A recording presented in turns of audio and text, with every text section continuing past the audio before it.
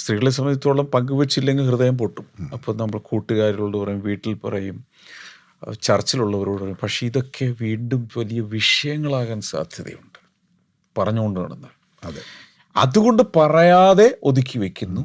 Pastor പറഞ്ഞ പോലെ ഒരു സമയം കഴിയുമ്പോൾ പ്രഷർ കുക്കറിൻ്റെ സേഫ്റ്റി വാൽവ് പോയാൽ അതുപോലെ ഒറ്റ പൊട്ടും. എന്നാൽ ദേവദാസൻ പറഞ്ഞതുപോലെ നമ്മൾ യേശുവിന് വാതിലങ്ങ് അടയ്ക്കുക, മുറിയിലേക്ക് കയറുക, ബൈബിൾ എടുത്ത് വയ്ക്കുക, യേശുവിനോട് ഈ സങ്കടം മുഴുവൻ ഇങ്ങനെ ഇരുന്ന് നേരെ നോക്കി കണ്ടുകൂടാ. പക്ഷേ ലോകത്തിൻ്റെ അവസാനത്തോളം ഞാൻ നിങ്ങളോട് കൂടെ ഉണ്ട്. യേശുവിനോട് ഇത് പറഞ്ഞുകൊണ്ടിരിക്കുമ്പോൾ ഈ ഭാരം മുഴുവൻ പുറത്തേക്ക് പോയി.